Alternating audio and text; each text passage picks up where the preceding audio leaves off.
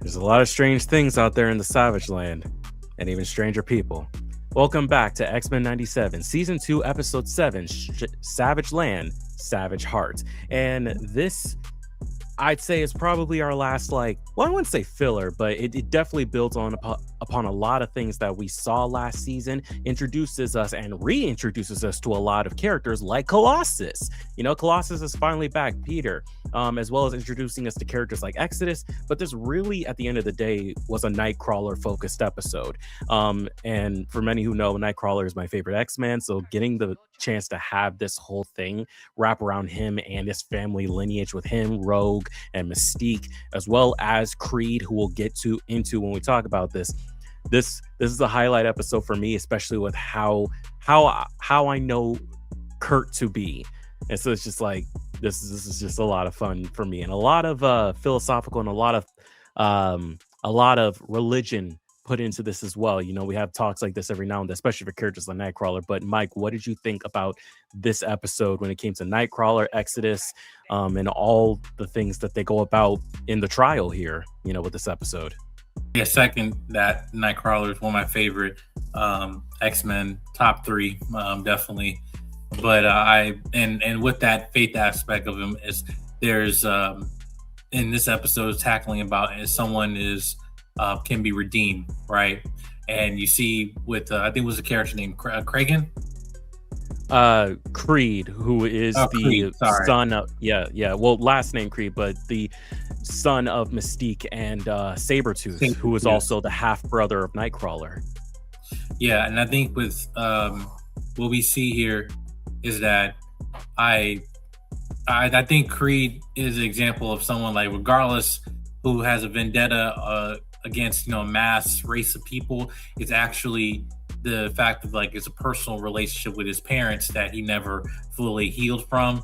And I think that's also just showing just how some people, because of unforgiveness, they turn into, like the worst villains. And I think that's the part, Definitely agree with that. And it's especially when you go into the whole trial episode, because trial part of this episode, because Creed is running for president to try and take over and stop all these, like mutants task force and, all these things that they have been getting, like X Factor being, as they are. And of course, X Corp, as we have now established in the previous episode.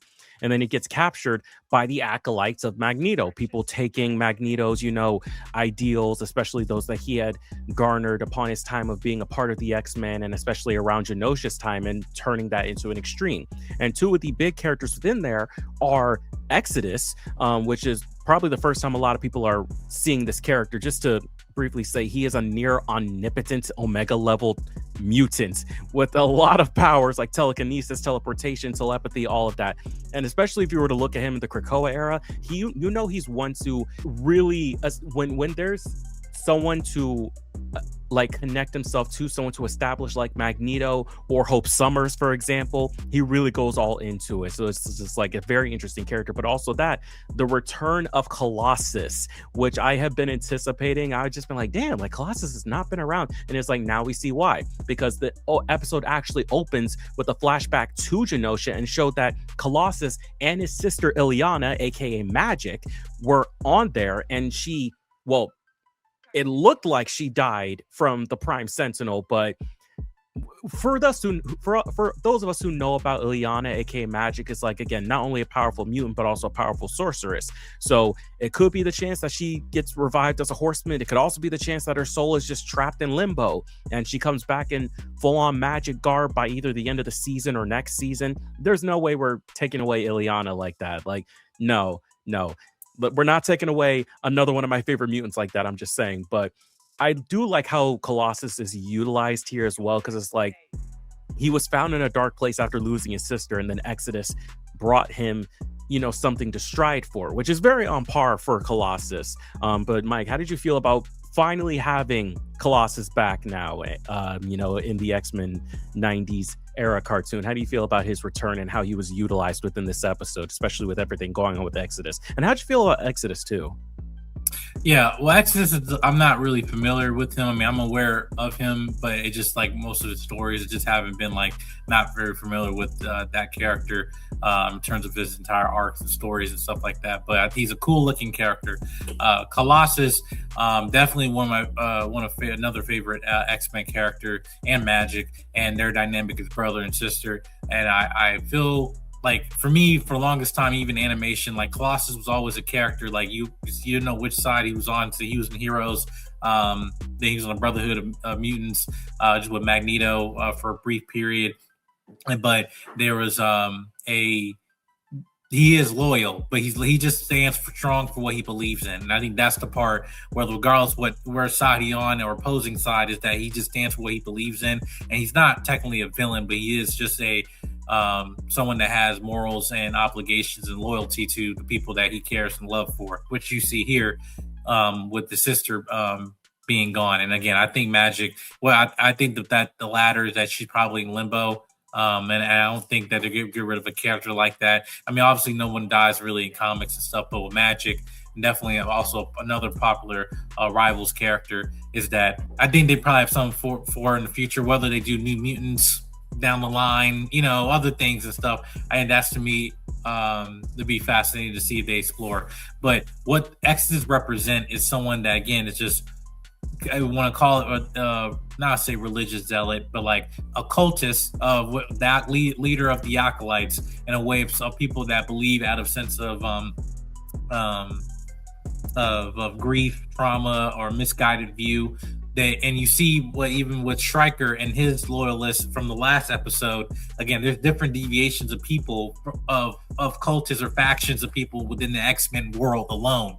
Right. And I think that's, to me, what's fascinating about this is that, again, it doesn't say linear and just think of like just narrow minded about, good side or bad side. Like, no, we got this, we got X Factor, we got other things that are making the story a lot more complicated in this world where there is no black and white, it's just gray. But then we have a person like Creed, and we have Nightcrawler, who's his half brother, just saying like, listen, hey, I know he done some bad things, but he still is my brother. And also understand his circumstance, because some people are not who they are just because of just their decisions, but also their environment. And you see a glimpse of that when he's talking about how Sabretooth treated him and how Mystique treated him. So, and Nightcrawler can relate to that with Mystique. So that's what is fascinating about that. It's that there's a lot of complexity to this, that there's not no black and white here. And again, that's also just goes in again why Nightcrawler is one of my favorites, because I think he especially represents what Charles has been trying to say about, like, there's not much of a difference between humans and mutants, not just because of, one has powers or not, but also just like circumstances forge a person. And I think in terms of Nightcrawler, like him being abandoned by Mystique and then found in the circus before joining the X-Men, that forged the type of religious person that he is. Just like how for Colossus, him and his home life with him, his mother, father, and his sister forged him, or how for Eric, what he went through as a child had forged him. It's always those type of things. It's like, it doesn't matter, like circumstances forge a person. And here it just really shows for Creed, because it's like, yeah, he was born from two mutants, two of the most dangerous mutants out there with Mystique and Victor, and yet somehow he was not one born with powers. He thought, oh, maybe when I get powers, I could finally be like him. Maybe he'd finally actually accept me, but he didn't. He still is a human even until this day. And so it's like, you completely understand. You don't have to accept what he did, but you can understand in some capacity why, because as Nightcrawler said, he's just a broken person, just like any of them. Like, even though Colossus said at the end he wouldn't have understood, I think at the very least he does get what Kurt was coming across with. Again, it's a very interesting topic, and I'm pretty sure this could go back and forth with a lot of people in terms of like how they would view Creed, in terms of like where their decisions would be if they were there at that trial, or if they had any hearsay in terms of his fate, whether they would side with Nightcrawler or they would side with Exodus. It's a big question, but of course, Exodus, as we said, being, religious zealots, of cultists in a sense, even the moment he senses any sort of weakness in anybody, he's like, you weren't fit to be a part of us, and immediately attacks, and of course gives the X-Men a reason to take him down, he does end up dying, but that's by Creed's hands, not by any of theirs, not by any mutants.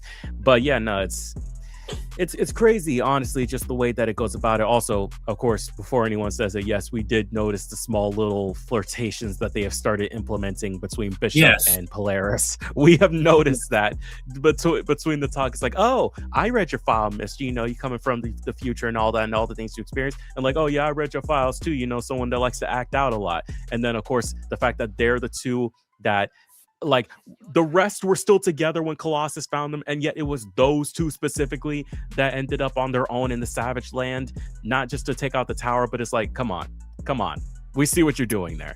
All right, we see what you're doing there.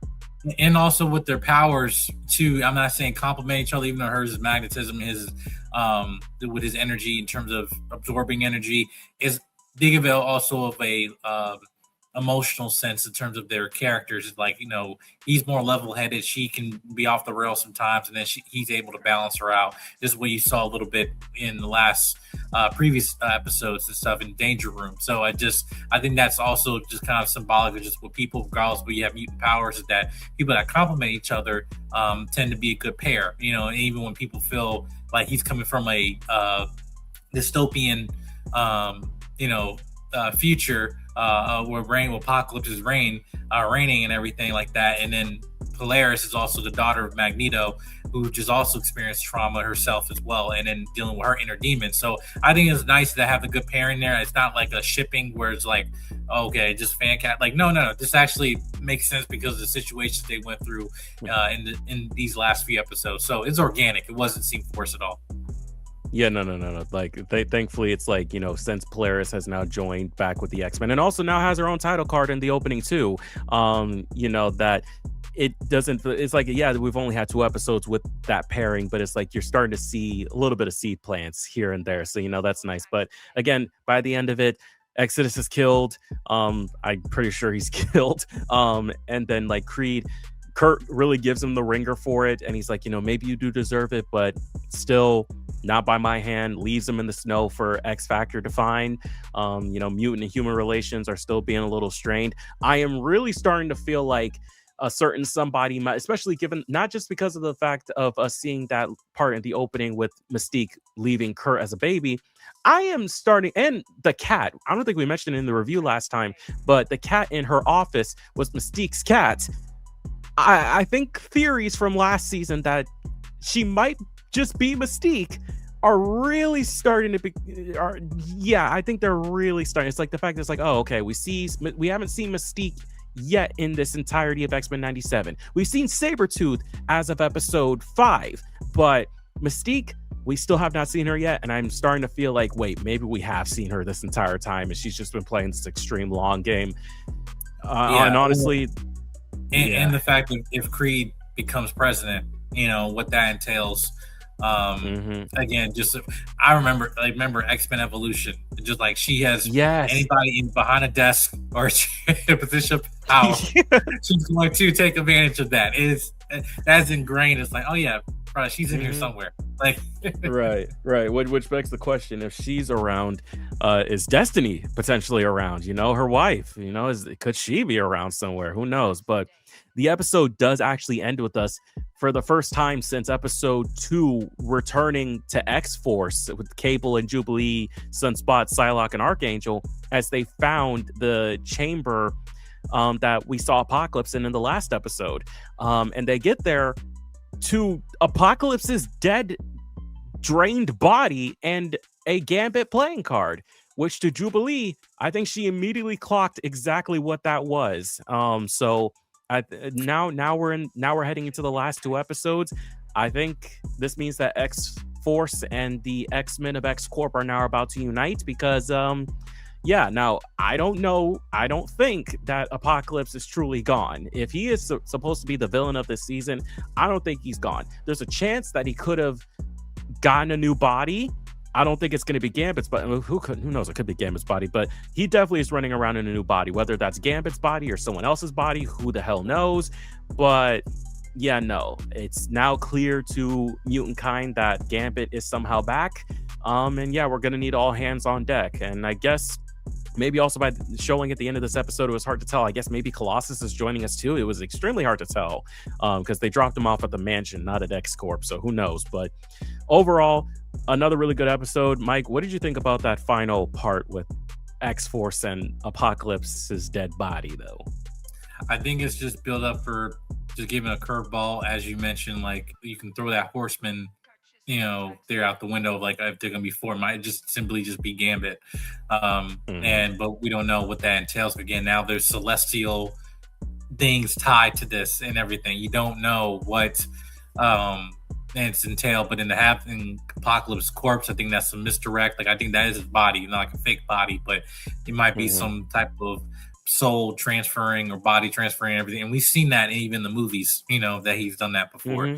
I think it'd be interesting, but I think these next two episodes are going to get very personal, aside from like last season, and everything. But these next two episodes will be more in-house with the family, or of X-Men together. And now also dealing with a plot point that we've been waiting to see since season one, which is Return of Gambit, and see how that's going to tell. So Rogue, and Gambit, and this is going to be, I think it's going to be Rogue's moment, these next two episodes and stuff. So we're going to see. Only time will tell, though.